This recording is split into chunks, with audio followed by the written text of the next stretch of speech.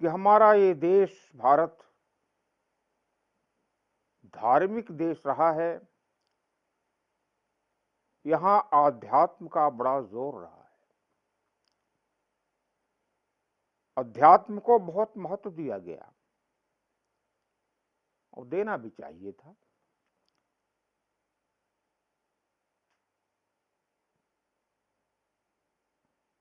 आध्यात्म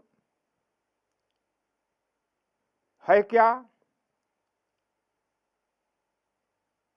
जीवन में उसका स्थान क्या है?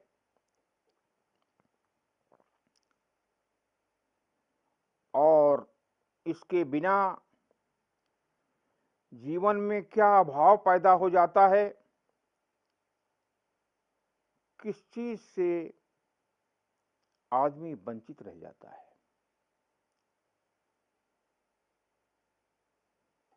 ये जानना आवश्यक है। आपको मालूम है, जीवन के दो स्तर हैं। एक स्तर जीवन का पशु स्तर है, हैवानी सतह है।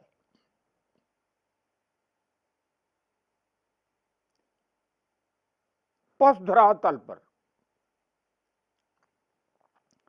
पशु धरातल का मतलब ये होता है कि जीवन का उद्देश्य खाना पीना, सुख सुविधा, आराम और अपनी नस्ल को बाकी रखना, बाल बच्चे पैदा करना। ये स्तर जो है पशु स्तर है। जानवर भी, पशु भी खाते हैं, पीते हैं, आराम करते हैं और अपनी नस्ल को भी बाकी रखते हैं। अगर यही जीवन मनुष्य का भी हो तो मनुष्य में और पशु में कोई अंतर नहीं रहता, तात्विक अंतर नहीं रहता। वो भी पशु के स्तर पर जी रहा है। इससे खाना पीना, आराम, सुख और आइंदा के लिए अपनी नस्ल को बाकी रखना हैवान भी करते हैं। स्टैंडर्ड हमारा जो हाई हो, इससे अंतर नहीं पड़ता। एक कुत्ते को आप बायुयान से ले जाएं लंदन और बेल्ट वगैरह बांध दें, कहीं ये उधम मचाए हवाई जहाज के अंदर, 35,000 फीट की बुलंदी से जहाज उड़ रहा है, लेकिन लंदन उतरने के बाद वो कुत्ता कुत्ता ही रहेगा। हैवान का हैवान ही रहेगा। वो स्टैंडर्ड बदल देने से स्तर नहीं बदलता। इस पहलू से अगर हम देखें तो बहुत सारे लोग ऐसे मिलेंगे जो पशु स्तर पर जी रहे हैं। भाई खाना पीना, आराम, सुख, नस्ल को आराम पहुंचाना अपने, ये तो हैवान भी कर रहे हैं। आप में उनमें कोई तात्विक नौवीं अंतर नहीं हुआ। आध्यात्म का महत्व यह है, इसके द्वारा हमारा स्तर परिवर्तित हो जाता है, जीवन स्तर बदल जाता है। ये बड़ी बात है, ये बड़ी बात है।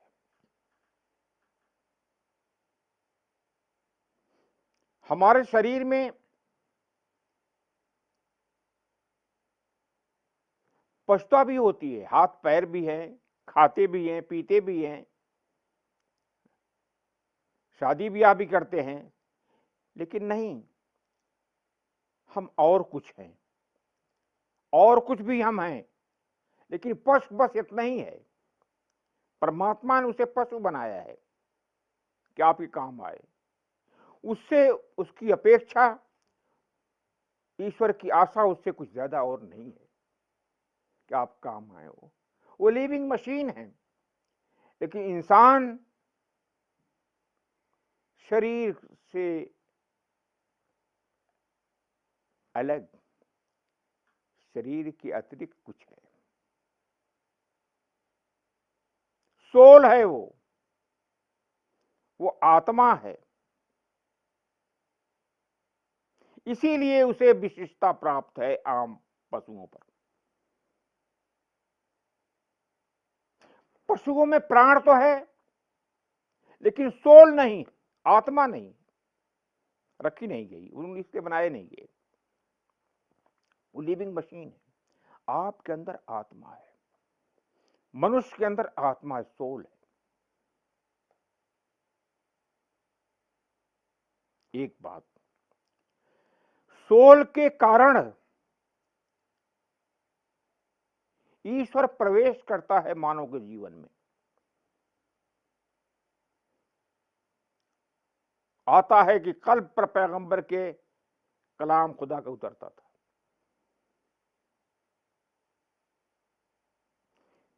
जीवन में, हमारे जीवन में प्रमुखता प्राप्त हो ईश्वर को, और इटर्नल लाइफ जो है वो हमारे सम्मुख हो, शाश्वत जीवन, अमर जीवन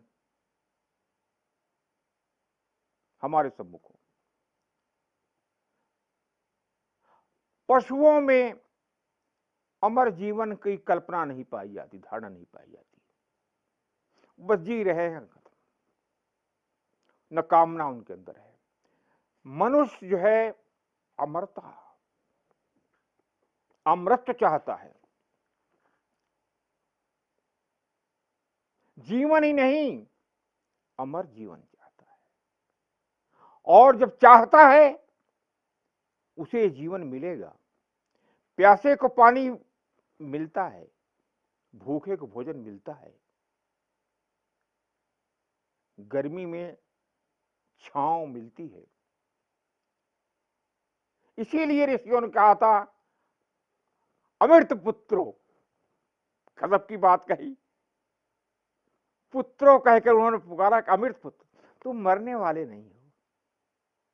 मौत की जो धारणा पाई जाती है वो सबसे बड़ा झूठ है उनका।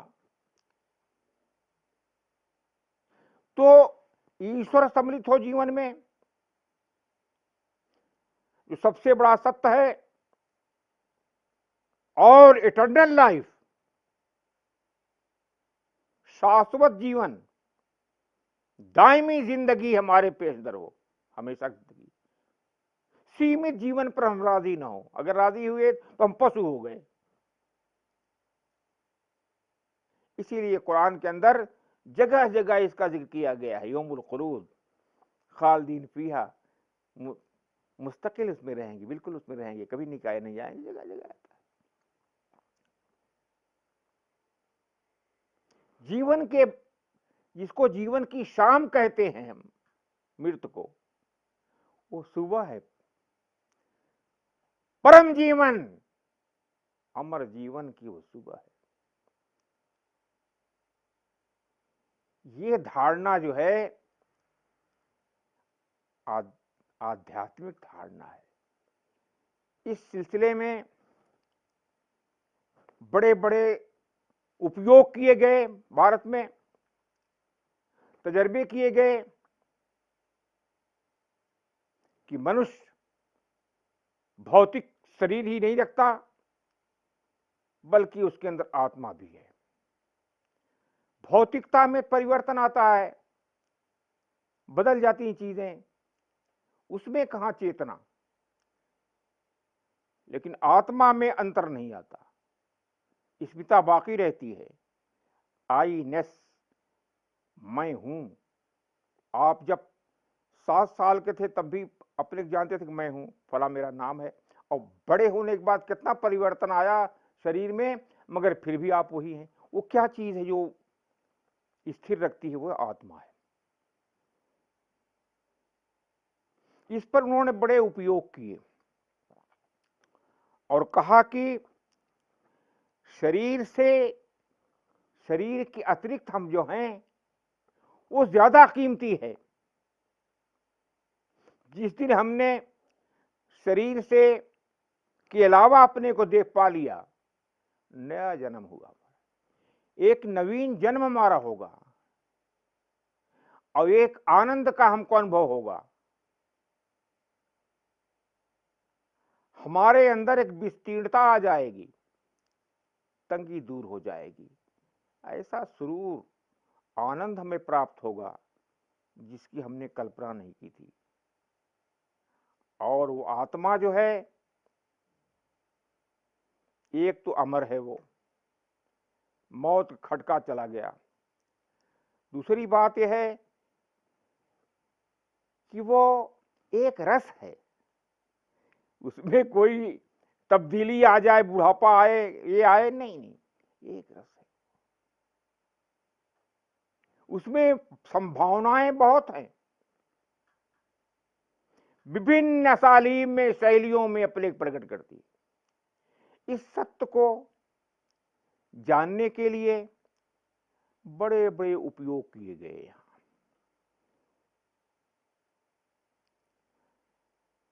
राजयोग, भक्ति योग,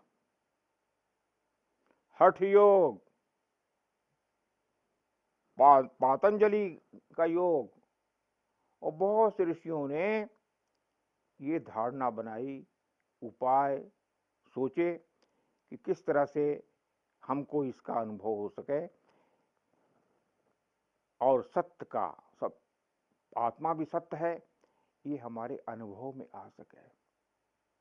इसके लिए उन्होंने यम, नियम, समाधि, ध्यान, एक कर्म योग है कि कर्म ही को बनाओ योग, कर्म के पीछे जो चेतना है उसका अनुभव करो। और भक्ति योग में प्रेम को अहमियत दी गई कि प्रेम द्वारा उसको जीतो, सत्य को। और राजयोग में ये किया गया कि भाई मानव के अंदर तमस भी है, रजस गुण भी है और सत्य गुण भी है। इस सत्य गुण के द्वारा सत्य का अनुभव करो, सत्य को पाओ। और हठ योग में बताया गया कि भाई इड़ा और पिंगला दो नाड़ियां हैं जो मेरुदंड से जुड़ी हुई है और जाती हैं सर ऊपर सिर के, और उनके मध्य में एक नाड़ी और है जो अदृश्य है, सूक्ष्म है, सुषुम्ना नाड़ी है। कुंडलिनी जो है सोई हुई है, उसको जागृत कर दो तो जानते हैं जितने चक्र हैं शरीर के अंदर सब जागृत हो जाएंगे। और सुषुम्ना नाड़ी जो है टच करती हुई ज्ञान चक्र को, फला चक्र को, सब चक्रों को वेधती हुई सहस्त्रार्थ उस सत्य को टच करेगी। और आदमी कुछ, ये हठ योग है। और पातंजलि क्योंकि ईश्वर को मानते थे, इसलिए अपने योग में उन्होंने ईश्वर परिधान का जिक्र किया कि जहां आसन है, यम है, नियम है, उसूल है, पवित्रता है, बयान किया है, सब इख्तियार करना पड़ेगा। बड़ी चीज ऐसे नहीं मिलती। आप चाहें कि शरीर भी रहें, दुष्ट भी रहें और शराफत भी आपके हाथ में आ जाए, ये संभव नहीं है। तो बड़े बड़े नियम, आसन, ध्यान, समाधि, बहुत कुछ उन्होंने याद किया। और ईश्वर परिधान भी का भी नाम लिया उन्होंने। ईश्वर को मानते थे वो, तो ईश्वर परिधान, ईश्वर को समर्पित करना है। इन सारे योगों का, इन सारे उपायों का जो निचोड़ है वो है सत्य का साक्षात्कार। सत्य जो है, और सबसे बड़ा सत्य तो परमात्मा है, और सत्य आप भी है। Man is a soul with a body, man is a soul with a body rather than body with soul. एक गलती ये हो गई, लोगों ने समझा हम बॉडी हैं, सुनते हैं सोल भी है, हालांकि तुम सोल हो, बॉडी भी साथ लगी हुए सेवक की तरह से, खादिम की तरह से है। खादिम बन गया असल, खादिम असल बन गया, सेवक सरदार बन गया। सोल को हम भूल गए। सोल का शरीर से संपर्क है, शरीर से उसका नाता है, शरीर में घुला मिला नहीं है पानी की तरह से, ग्लूकोज की तरह से, संपर्क है उसका। संपर्क टूट गया, शरीर बेजान हो गया, शरीर की सारी शोभा जाती रही, उसका सौंदर्य जाता रहा, चेतना की लहर जो उठती थी खत्म हो गई। इसलिए आत्मा का उससे जो कनेक्शन था वो टूट गया, रब्त टूट गया। आत्मा अपनी जगह पर परिपूर्ण है, उसका अपना व्यक्तित्व है, सामर्थ्य है, बड़ी विशालता है, असीमता उसके अंदर है। तो योग में उन्होंने ये जानने की कोशिश की, उपाय किया कि हमें सत्य का, हमें आत्मा का, और जो परम सत्य है कुछ उसका अनुभव हो जाए, और हम पशु स्तर से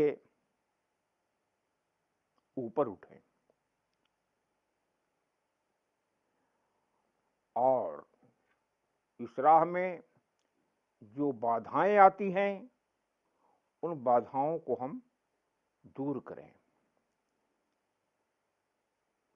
इस सिलसिले में उन्होंने जो कुछ काम किया उससे लाभ उठाया जा सकता है। काम की बातें जो हैं उनसे फायदा उठाया जा सकता है, लेकिन उन्होंने जो उसूल बनाए वो जटिल किस्म के हैं, सामान्य जन के लिए उन्हें अपनाना बड़ा मुश्किल है। कंदरा में जाकर, गुफा में जाकर, हिमालय के थोड़े लोग हो सकते हैं जो उससे प्रयोग में लाकर कुछ अनुभव करें, फिर अनुभव में क्या है, क्या मिलेगा, वो अलग बात है। सामान्य जन के लिए, जिसको वो ध्यान, समाज, जो कुछ नाम देते हो, ये तरीका, ये उपाय बहुत ही जटिल और पेचीदा, मुश्किल है। इसलिए बाद के आधुनिक थिंकरों में से कुछ जो थिंकर गुजरे हैं भारत में, उन्होंने इसका विरोध किया कि हमको वो तरीका अपनाना चाहिए जो सहज हो, सरल हो और सबके लिए हो, सामान्य हो, जीवन से वो जुड़ा हुआ हो, जीवन से वो दूर न हो। ध्यान ऐसा हो जैसे खाना खा लिया, पानी पी लिया, ये क्या कि एक टांग पर खड़े रहे हो, ऐसा। इस तरह की विचारधारा भी आई। बहरहाल भारत के अंदर इस सिलसिले में जो काम हुआ है, उस जिसकी ओर मैंने संकेत किया, और उसकी उपलब्धि में ये चीज बयान की गई कि सत्य का साक्षात्कार होता है, शांति मिलती है, आदमी के अंदर परिवर्तन आ जाता है, देखने का तर्ज बदल जाता है, निगाहें बदल जाती हैं, ये सब फायदे भी बताए जाते हैं।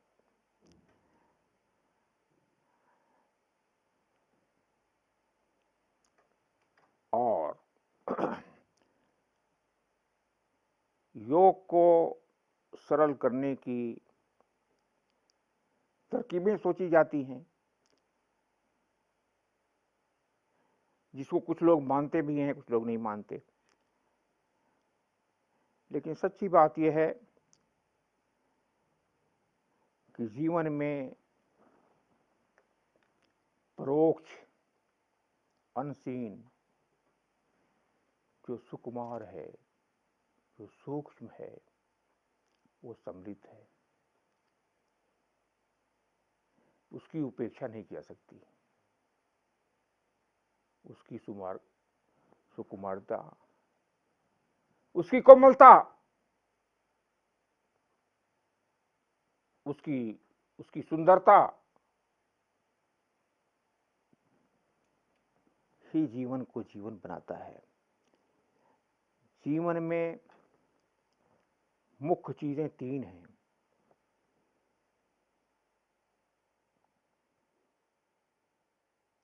Something to love, something to do and something to hope. ये तीन चीजों से जीवन बनता है। किसी से आप प्रेम करते हैं, कोई चीज हो उससे आपको लगाव होता है। कुछ लोगों को नावल पढ़ने ही से लगाव है, कुछ लोगों को किसी चीज से लगाव है।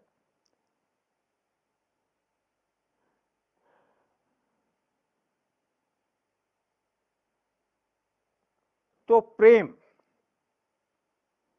हार्दिक लगाव के लिए अगर कोई ऑब्जेक्ट नहीं है तो आदमी आत्महत्या भी कर सकता है, चाहे सब संपन्न घराने को हो। दूसरी चीज ये है कि वो कुछ करता है, अपाहिज बनकर नहीं रह सकता, कुछ काम करेगा। और तीसरा है कुछ उसकी आशाएं होती हैं, आशाएं होती हैं, उसका कुछ फ्यूचर होता है। ये तीन पहलू हैं जो जीवन को फॉर्म करते हैं, बनाते हैं। Love, action and hope. इन तीनों में सामंजस्य होना चाहिए। इन तीनों में एक आत्मता होनी चाहिए। ऐसा न हो कि प्रेम तो खुदा से हो या किसी शरीफ आदमी से लगाव हमको हो और हम अपनी दुष्टता को त्याग न सकें, तो क्या प्रेम हुआ है।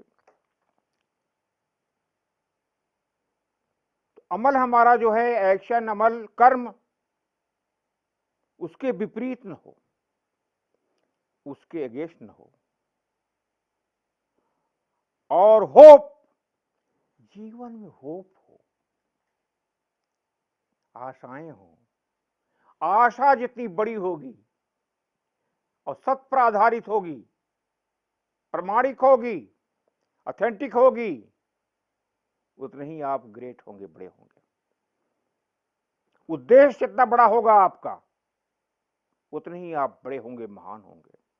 और उद्देश्य जितना तुच्छ होगा, उसी स्तर पर आप उतर आएंगे। ये ऐसी बात है जो बुनियादी है और जानने की है। तो आध्यात्मिक लोक में जो बातें प्रचारित की गई हैं और की जा रही हैं, इसमें बाहर के गुरुजी भी हैं और बहुत से लोग बाहर के भी हैं और हमारे अपने देश में भी हैं। जैसे एक मस्ती, जैसे एक सुरूर मिल गया हो और उस सुरूर ने उनको ऐसा मोह कर दिया कि बहुत सी जिम्मेदारियों को भूल गए हो। जीवन को, पूरे जीवन को दृष्टि में रखकर कोई योजना बननी चाहिए थी। एक विशेष अंग तो हो सकता था योग, लेकिन जीवन को निगलेक्ट करके रास्ता निकालना, ये तो ईश्वर की प्रकृति, ईश्वर के बनाए हुई रचना का विरोध है, एक आक्षेप है। तो